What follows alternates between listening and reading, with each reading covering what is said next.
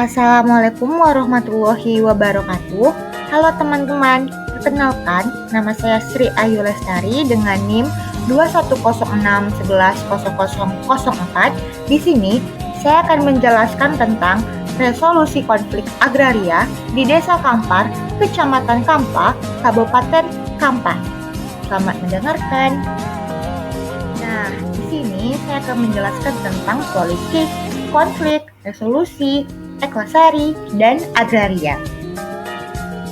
Apa saja sih yang akan kita bahas pada pertemuan kali ini?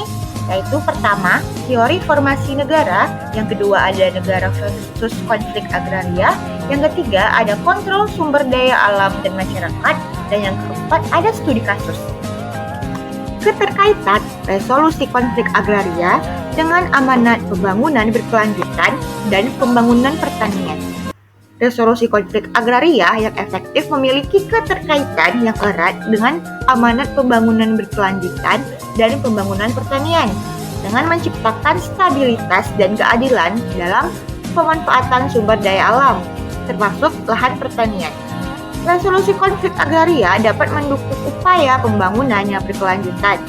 Penyelesaian konflik agraria yang dilakukan dengan baik juga dapat memastikan keberlanjutan produksi pertanian dari pemanfaatan lahan secara berkelanjutan, sehingga mendukung tujuan pembangunan pertanian yang berkelanjutan.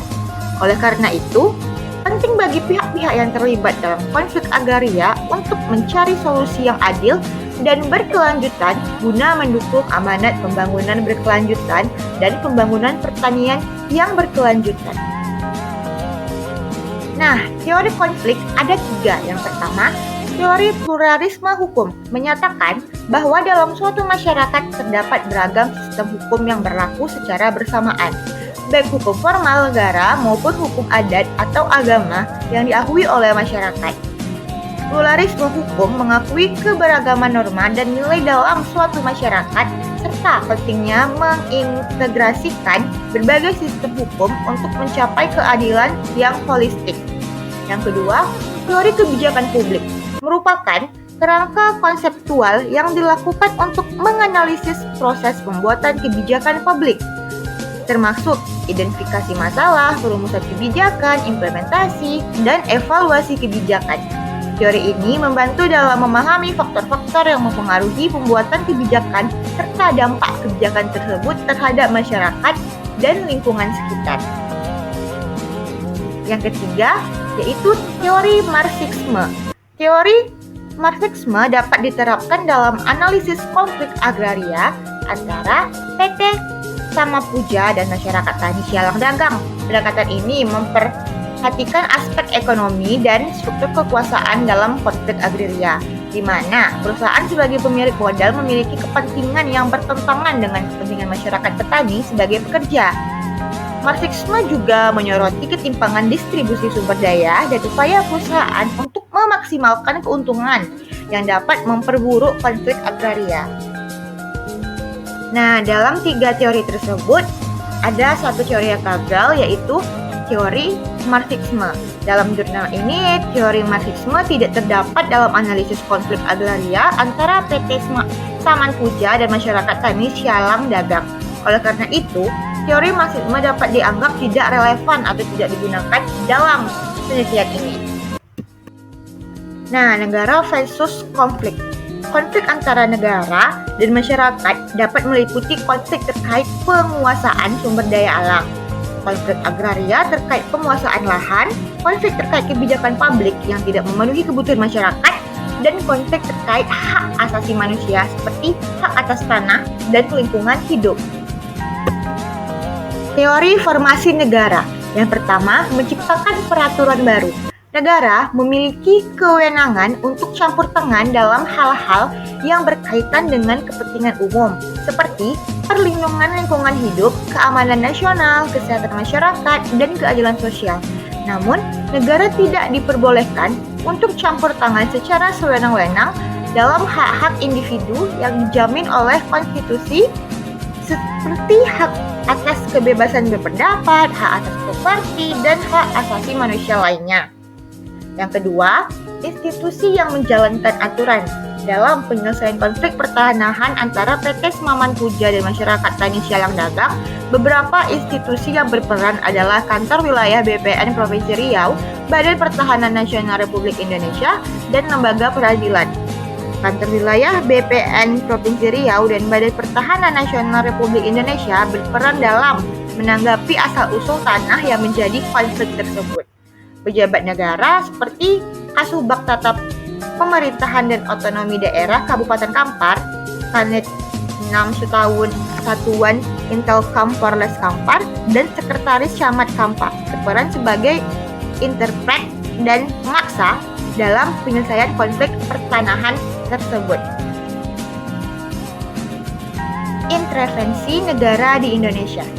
Intervensi negara di Indonesia dalam konflik agraria antara PT Semaman Puja dan masyarakat Tani Sialang Dagang melalui lembaga seperti Kantor Wilayah BPN Provinsi Riau dan Badan Pertahanan Nasional Republik Indonesia. Pejabat negara seperti Kasubag Tata Pemerintahan dan Otonomi Daerah Kabupaten Kampar, Kanit 6 Satuan Intelkam Polres Kampar, dan Sekretaris Camat Kampar berperan sebagai interpret dan pemaksa penyelesaian konflik pertahanan tersebut. Nah, negara mengatur urusan agraria atau pengambilan kontrol sumber daya alam dari masyarakat. Negara memiliki kewenangan untuk mengatur urusan agraria, termasuk dalam pengambilan kontrol sumber daya alam dari masyarakat. Yang pertama yaitu Peraturan Menteri Agraria dan Tata Ruang atau Kepala Badan Pertahanan Nasional Republik Indonesia Nomor 11 Tahun 2016 tentang penyelesaian konflik pertanahan. Yang kedua, Undang-Undang Dasar 1945 Pasal 33 Ayat 3. Yang ketiga, Undang-Undang Pokok Agraria tahun 1960. Yang keempat, Undang-Undang Republik Indonesia Nomor 7 Tahun 2012 tentang penanganan konflik sosial.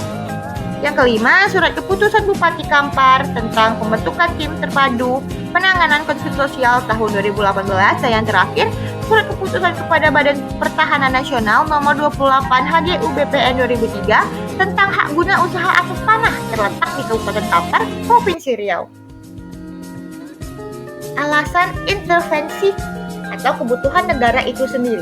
Intervensi negara dalam konflik agraria PT Semaman Puja dan masyarakat Tani Sialang Dagang disadari oleh kebutuhan negara itu sendiri untuk menjaga keterlibatan, keadilan, dan kepentingan umum dalam penguasaan sumber daya alam serta penyelesaian konflik antara pihak-pihak yang terlibat. Nah, bagaimana sih negara memicu konflik agraria? Sebab konflik. Nah, terjadinya konflik di PT Semaman Puja dan Sialang Dagang ini terjadi dikarenakan tidak adanya ganti rugi lahan yang dilakukan PT Semaman Puja kepada masyarakat Tani Sialang Dagang sejak perusahaan beroperasi membuka lahan pada tahun 1992. Masyarakat sudah tidak lagi menguasai 56 hektar lahan yang mereka miliki.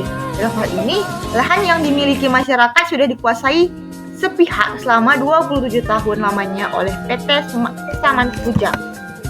Nah, resolusi konflik ini ada 3. Yang pertama, negosiasi, mediasi, dan arbitrasi. Nah, resolusi konflik dari kasus tersebut adalah penyelesaian pada tahap negosiasi belum efektif untuk menangani konflik yang terjadi sehingga tidak ada kejelasan terhadap penyelesaian konflik. Pada tahap mediasi, bupati memiliki peran yang sangat penting dalam penyelesaian konflik yang terjadi. Terlihat dari hasil kesepakatan yang dibuat, berbeda dengan hasil kesepakatan pada mediasi sebelumnya. Mediasi yang dipimpin langsung oleh Bupati Kampar mencari jalan tengah dalam penyelesaian sehingga tidak lagi melihat asal-usul tanah yang menjadi perdebatan pihak perusahaan dengan masyarakat. Kesepakatan akhir yang dibuat dalam menyelesaikan konflik di antara kedua belah pihak yaitu sebagai berikut. Yang pertama, semua pihak, pemerintah daerah Kabupaten Kampar, Forkompimda Kabupaten Kampar, camat, kepala desa, nenek moyang, dan masyarakat menjamin tidak ada lagi menuntut perusahaan di masa yang akan datang dalam hal sengketa lahan. Yang kedua, pihak perusahaan bersedia memberikan kompensasi untuk masyarakat desa Kampar. Yang ketiga, nilai kompensasi yang dibayarkan perusahaan sebesar 300 juta rupiah.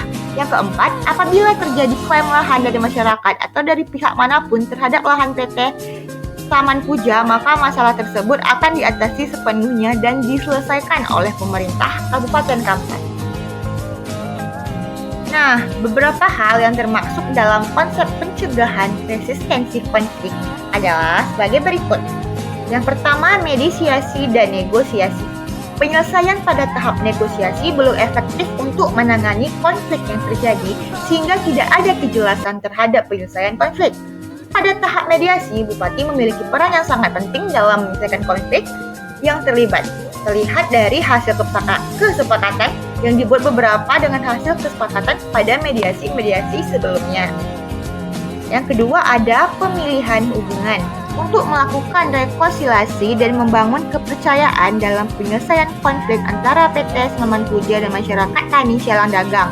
Langkah-langkah yang dapat dilakukan antara lain adalah melibatkan kedua belah pihak dalam proses mediasi yang transparan dan adil, memfasilitasi dialog terbuka untuk memahami perspektif dan kepentingan masing-masing pihak, menciptakan kesepakatan bersama yang menguntungkan kedua belah pihak, serta membangun komunikasi yang efektif dan saling menghormati antara pihak-pihak yang terlibat.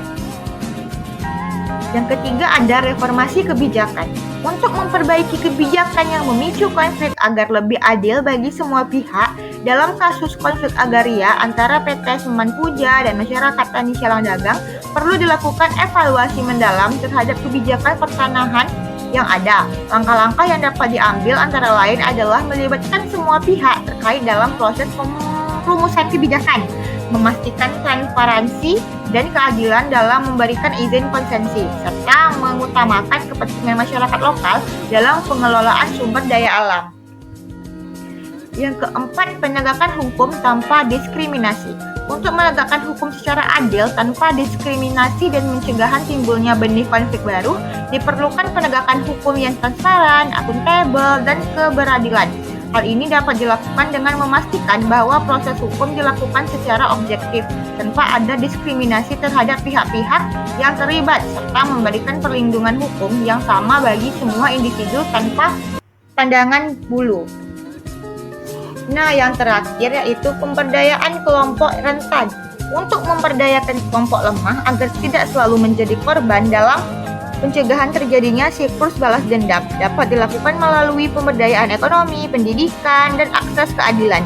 Langkah-langkah inklusif seperti pelatihan keterampilan, pendampingan dalam pengelolaan sumber daya, serta penguatan kapasitas hukum dan sosial kelompok lemah dan dapat membantu mengurangi ketimpangan dan mencegah konflik berulang. Baik, mungkin hanya itu yang dapat saya sampaikan tentang konflik di Kabupaten